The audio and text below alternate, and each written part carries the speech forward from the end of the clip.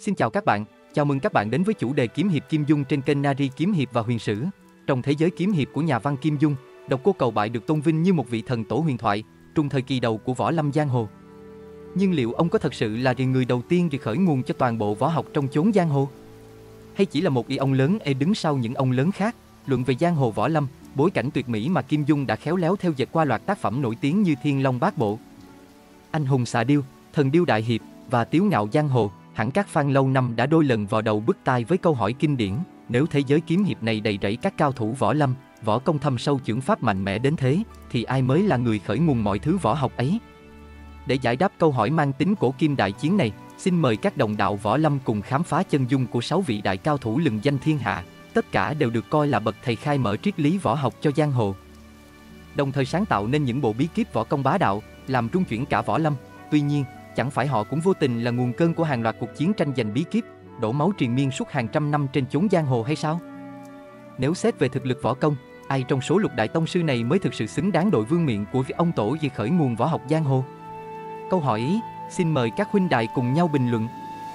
Đạt Ma Sư Tổ, võ lâm thần thoại và bí kíp y thần thánh phi dịch cân kinh, Kim Dung, tác giả không còn xa lạ với bất kỳ ai mê truyện kiếm hiệp, luôn dành một sự ưu ái đặc biệt cho Đạt Ma Sư Tổ, vị cao thủ bí ẩn đến từ Thiên Trúc. Ngài không chỉ nổi tiếng vì mài mặt vào tường ở suốt 9 năm tại động Trấn Vũ trên núi Thiếu Thất, mà còn là cha đẻ của môn phái Thiếu Lâm. Được đồn đại rằng, trong thời gian rảnh rỗi không có việc gì làm này, Ngài đã luyện đến mức thượng thừa và sáng tạo ra 2 bí kíp cực phẩm, Dịch Cân Kinh, chuyên rèn nội công, và Tẩy Tủy Kinh, giúp giải độc tố nhanh hơn cả kem trộn quảng cáo. Kim Dung đã đổ đầy xăng cho Dịch Cân Kinh, biến nó thành một bảo vật mà ai cũng thèm khát, khiến giang hồ sẵn sàng cào vé concert để sở hữu nó. Trong các tác phẩm như Thiên Long Bát Bộ, Tiếu Ngạo Giang Hồ và Lộc Đỉnh Ký, Dịch Cân Kinh không khác gì một loại thần công toàn năng, có thể chữa lành và hồi phục đến mức các loại thuốc tiên cũng phải ngậm ngùi xin thua. Nhân vật lệnh Hồ Xuân trong Tiếu Ngạo Giang Hồ từng bị thương nặng, tưởng rằng sẽ về nghỉ hưu sớm. Ấy thế mà sau khi luyện Dịch Cân Kinh, anh ta phục hồi nhanh như được tặng nguyên combo spa VIP. Du Thản Chi, một tay vô danh trong Thiên Long Bát Bộ, may mắn luyện Dịch Cân Kinh và từ zero thành hero trong nháy mắt, khiến cả võ lâm phải tròn mắt ngạc nhiên. Đặc biệt, khả năng giải độc của Dịch Cân Kinh thật sự đỉnh, dù trúng phải kịch độc băng hàn, chỉ cần ngồi luyện bí kíp này thì độc tố cũng tự cuốn gói ra đi như gặp chủ nợ. Nhiều fan kiếm hiệp khẳng định, Đạt Ma Sư Tổ chính là cao thủ mạnh nhất trong giới võ lâm, bởi thử hỏi, ai có thể sáng tạo ra được một bí kíp siêu cấp vô địch như vậy chứ? Tiêu Giao Tử, kẻ tiêu giao đích thực trong giang hồ. Nhắc đến Tiêu Giao Tử, cả giang hồ không ai không kính nể vị cao thủ Tiêu Giao này. Là một nhân vật vừa bí ẩn vừa tài ba trong thế giới Kim Dung, Tiêu Giao Tử được xem như người sáng lập ra môn phái Tiêu Giao, cái tên nói lên tất cả. Sống giữa giang hồ mà vẫn thông dong như tiên, không màng danh lợi, võ công thì thượng thừa nhưng chẳng bao giờ vướng vào thị phi. Trong mắt các fan kiếm hiệp, Tiêu Giao Tử là hiện thân của nhân sinh vui vẻ. Ông bỏ mặc mọi tranh đấu giành giật bí kíp, thậm chí còn nghiên cứu võ học như nghệ thuật, sáng tạo ra những tuyệt học độc đáo như Bắc Minh Thần Công và Lăng Ba Vi Bộ. Nghe nói, chỉ cần ông khẽ luyện Bắc Minh Thần Công là có thể hút nội công của người khác mà chẳng tốn mấy sức, mà đã hút rồi thì ai cũng như củ khoai luộc, nhũng nhung. Còn Lăng Ba Vi Bộ, mỗi bước đi như lướt trên sóng nước, nhanh đến mức địch thủ chỉ kịp thấy bụi khói của chiếc bóng. Kim Dung đã thật sự nâng Tiêu Giao Tử lên một tầm cao của nhàn nhân trong giang hồ. Thử tưởng tượng, giữa cảnh các cao thủ hì hục đánh nhau để tranh đoạt từng bí kíp, Tiêu Giao Tử chỉ cần thông dong rời núi, bước chân thoát ẩn thoát hiện như tiên nhân. Ngay cả khi mọi người điên cuồng luyện võ vì danh vọng và quyền lực, ông vẫn ung dung như đang thưởng trà, đúng kiểu một vị tổ sư tiêu giao không màng đời. Thật thú vị là, Kim Dung chẳng cần xây dựng Tiêu Giao Tử theo kiểu siêu nhân bá đạo, nhưng vị tổ sư này vẫn thản nhiên nổi tiếng nhờ phong cách sống khác biệt. Võ lâm ai cũng tranh đua, riêng ông chỉ tranh thủ để tiêu giao.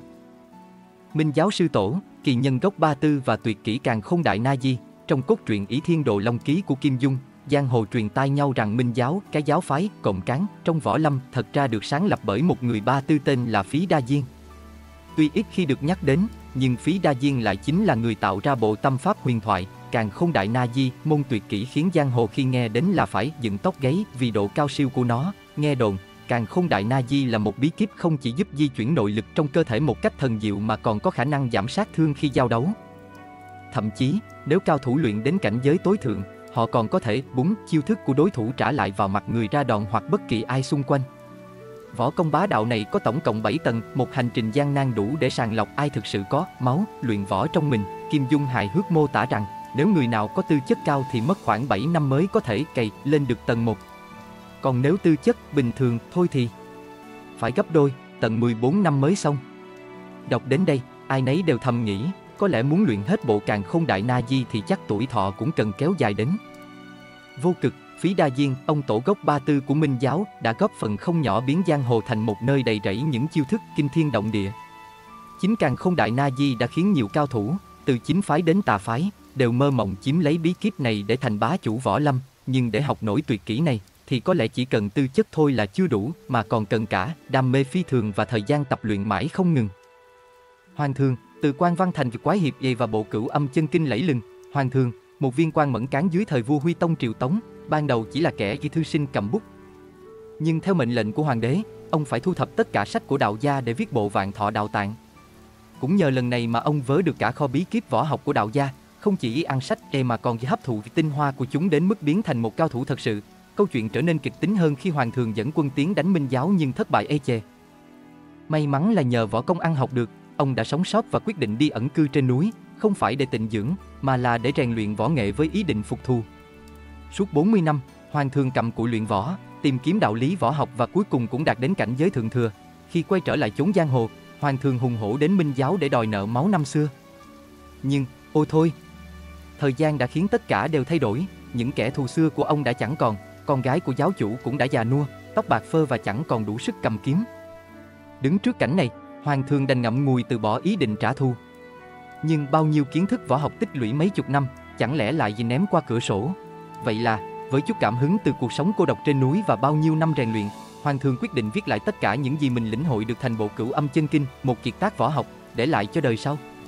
Cửu Âm Chân Kinh nhanh chóng trở thành kho báu y của võ lâm, khiến mọi cao thủ thèm khát tranh đoạt như săn vé xem concert. Huyền thoại của Hoàng Thường và Cửu Âm Chân Kinh vì thế sống mãi trong lòng người đọc. Không chỉ là câu chuyện của võ học mà còn là hành trình của một quái hiệp từ thư sinh thành cao thủ. Trương Tam Phong, đạo sĩ y quyền lực và bí quyết Thái Cực Quyền. Trong thế giới kiếm hiệp của Kim Dung, nhân vật lịch sử xuất hiện không nhiều, có khi đếm chưa hết một bàn tay. Vậy mà, Trương Tam Phong, vị đạo sĩ bí ẩn với mái tóc bạc, gương mặt điềm đạm, lại được đưa vào tiểu thuyết như một thủy tổ võ học kiệt xuất. Tên thật của ông là Trương Quân Bảo, nhưng nhắc đến là mọi người chỉ gọi ông là Trương Tam Phong, người sáng lập nên môn phái Võ Đan, một trong những đại môn phái quyền lực của võ lâm Trung Nguyên. Theo truyền thuyết Kim Dung, Trương Tam Phong chính là người sáng tạo ra hai bộ tuyệt kỹ vang danh, Thái Cực Quyền và Thái Cực Kiếm. Đây là võ học nội gia quyền thuật không chỉ có vẻ ngoài nhẹ nhàng mà còn mạnh mẽ không tưởng. Chỉ cần nhìn ông ra chiêu, người ta đã cảm nhận được sự uyển chuyển mà thâm hậu, nhẹ tự gió nhưng khi đánh lại uy lực như núi. Cũng chính vì sự thâm sâu khó lường vậy này mà Thái Cực Quyền và Thái Cực Kiếm trở thành thứ võ học siêu cấp mà ngay cả những đệ tử võ đan tu luyện cả đời cũng chưa chắc lĩnh ngộ được toàn bộ tinh túy từ Trương Tam Phong. Bộ tuyệt kỹ này không chỉ đòi hỏi nội công mạnh mẽ mà còn cả một tâm trí bình thản, dung hòa giữa động và tĩnh, tưởng chừng đơn giản, nhưng càng tập càng thấy gây khó nhằn. Trương Tam Phong đã biến Thái Cực Quyền thành một thứ vũ khí bí mật của võ đan, nơi bất kỳ cao thủ nào cũng mong muốn học hỏi nhưng lại chỉ có thể ngậm ngùi nhìn vị thủy tổ thi triển mà thôi.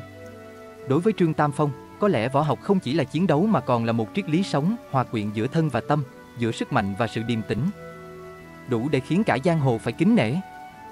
Độc Cô Cầu Bại, huyền thoại, vô chiêu thắng hữu chiêu và kiếm pháp Độc Cô Cửu Kiếm là một fan ruột của Kim Dung, chắc chắn bạn không thể không nghe đến bộ tuyệt học kiếm pháp Độc Cô Cửu Kiếm. Bộ kiếm pháp vô chiêu thắng hữu chiêu đã làm nên tên tuổi cho lão nhân huyền thoại Độc Cô Cầu Bại.